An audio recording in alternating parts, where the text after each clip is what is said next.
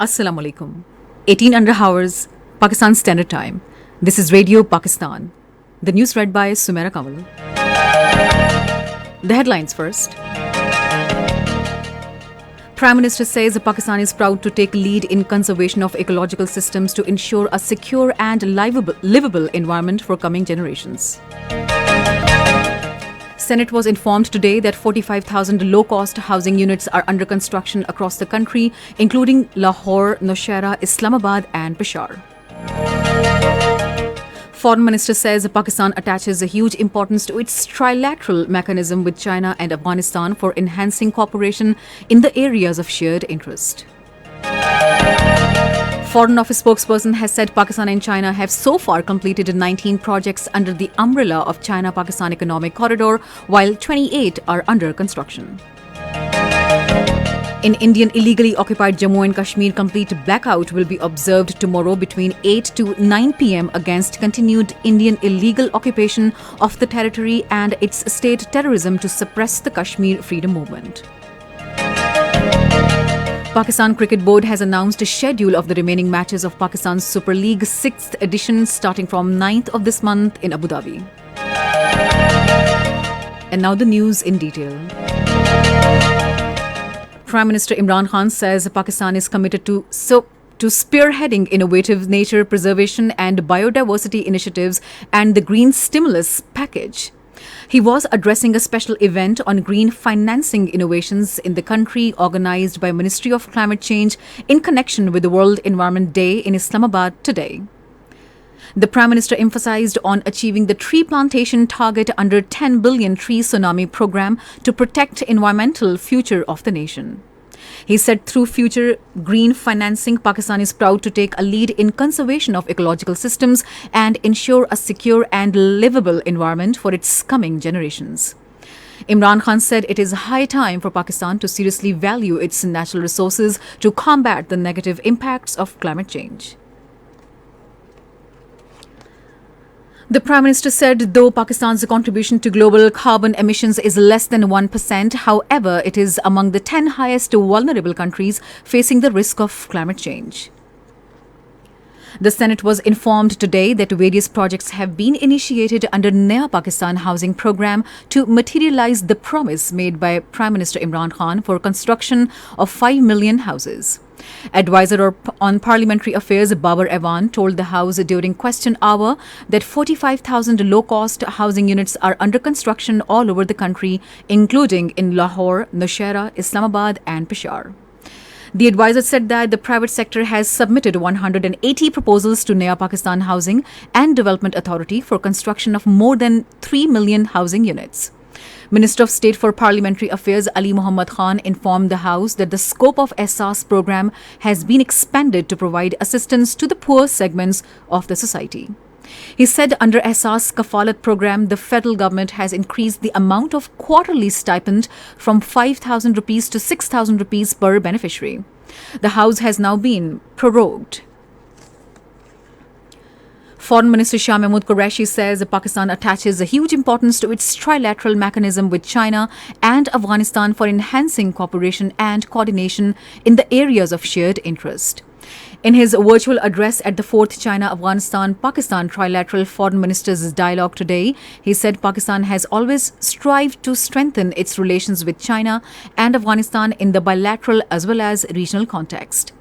The foreign minister said we strongly believe that peace, prosperity and economic development of our three countries are interlinked.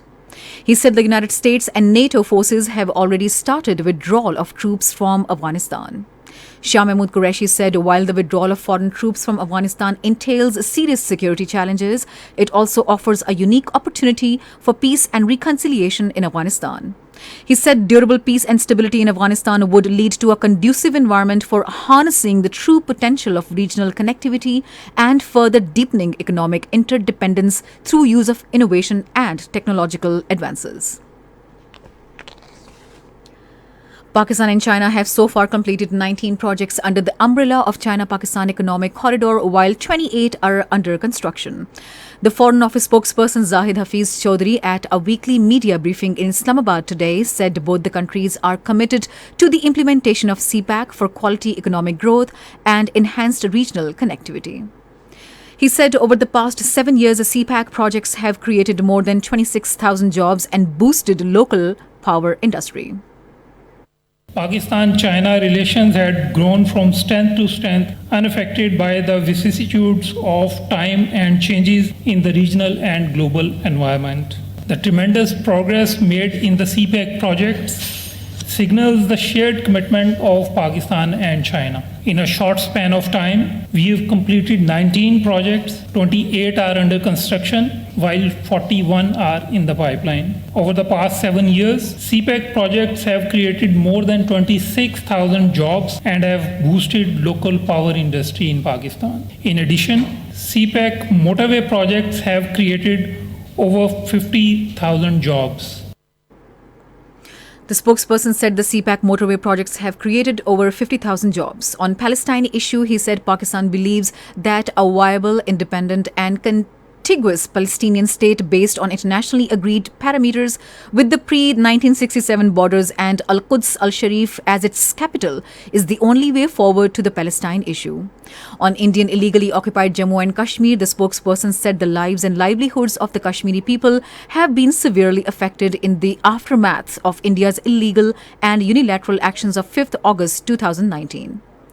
The spokesperson said that India continues with its design to change the demographic structure of the occupied territory in clear violation of international law, including the 4th Geneva Convention.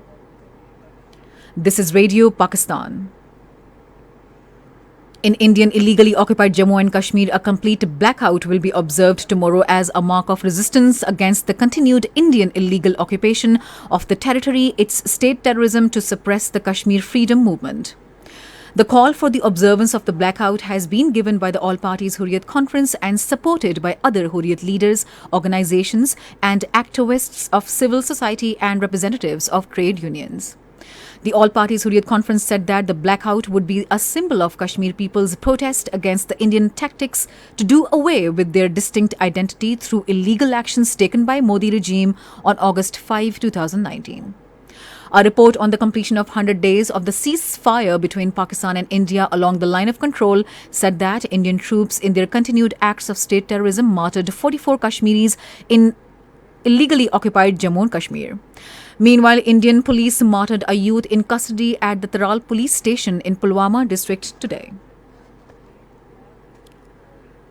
In Afghanistan, 4 people, including 2 women, were killed in a blast in Kabul today. Police said the incident occurred in the Chahar Kala area when an IED blast targeted a car. Meanwhile, according to local residents, Taliban have captured the bazaar and the district administration building of Gazab district of central Uruzgan province. Indian Supreme Court has severely criticized the vaccination policy of Modi government by calling it arbitrary and irrational. Hearing a suo motu case in New Delhi, Indian Supreme Court questioned why the government giving free vaccination to those above 45 and having a paid system for those below that age. The group of 7 health ministers are holding talks today to announce a new international approach to reduce the risk of new pandemic animal-borne diseases and COVID vaccines. In a statement, the British government said the 2-day meeting will begin in Oxford today, in which ministers from UK, Canada, France, Germany, Italy, Japan and United States will pledge to combat future health threats by working together to identify early warning signs from animals and the environment. Organizations have warned of staggering health needs in the occupied Palestine and called for urgent need of health aid to nearly 200,000 Palestinians after Gaza-Israel conflict. WHO's Eastern Mediterranean Regional Office said the situation is volatile and it vowed for unhindered access for humanitarian and development-related essential supplies and staff into Gaza. Meanwhile, the head of the International Committee of the Red Cross has appealed for more than $16 million to help the people in Gaza. Pakistan Cricket Board has announced that remaining matches of the 16th edition of Pakistan Super League will be played from 9th to 24th of this month at Sheikh Zayed International Stadium in Abu Dhabi. In a statement, PCB spokesperson said there will be a total of 6 double headers, including one in the playoff stages. And finally, the weather. Mainly hot and dry weather is likely to prevail in most parts of the country during the next 24 hours. However, rain with wind thunderstorm is expected in Islamabad, Upper and South Punjab, Upper Sindh, East Balochistan and Kashmir.